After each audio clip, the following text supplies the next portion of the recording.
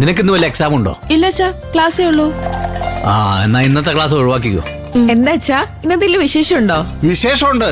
അടുത്ത ആഴ്ച നമ്മുടെ വെഡിങ് ആനിവേഴ്സറി അല്ലേ, അച്ഛനതൊന്നും മറക്കത്തില്ല ഇല്ലേ അച്ഛാ? ഹേയ്, അതൊന്നുമല്ല. പിന്നെ അരവിന്ദനായി ചാരുവിനെ പെണ്ണ് ചോദിക്കാൻ നമ്മളെല്ലാരും കൂടി പോകുന്നു.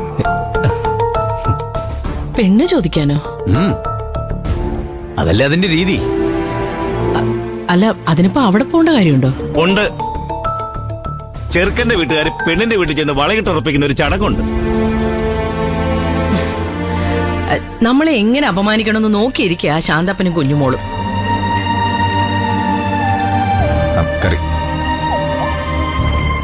അവൻ അപമാനിക്കട്ടെ, അതൊക്കെ ഞാൻ സഹിച്ചോളാം. അരവിന്ദനും ചാരുവിനും വേണ്ടിയല്ലേ. വേണ്ട, എല്ലാരും കഴിച്ച് പെട്ടെന്ന് റെഡിയാവ്. 10:30 രാഹുകാലം കഴിയും. അത് കഴിഞ്ഞ് നമുക്ക് ഇറങ്ങണം. ഞാൻ വരണോ അച്ഛാ? നീയല്ലേ ചെക്കൻ, നീയില്ലാതെ എങ്ങനെ പോകുന്നു? ആരും ഇല്ലെങ്കിൽ അളിയൻ വേണം. അളിയൻ ആ കല്യാണ ചക്കൻ അല്ലേ അച്ഛാ?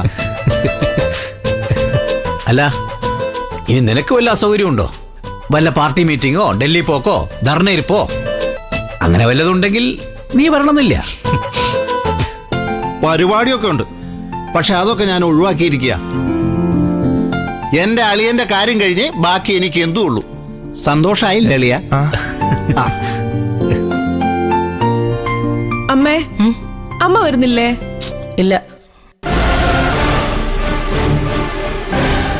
റെഡിയായിട്ട് വാ അമ്മേ, നമുക്ക് എല്ലാവർക്കും കൂടെ പോവാം. പോടി ഇവിടുന്ന്. നിനക്ക് വേണമെങ്കിൽ നീ പോ. അങ്ങനെയൊന്നും പറഞ്ഞാൽ പറ്റില്ല ഹേമ. ഹേമ വരണം. ഈ ചടങ്ങിന് ചെക്കന്റെ അമ്മയെ ഒഴിവാക്കുന്ന എങ്ങനെയാ?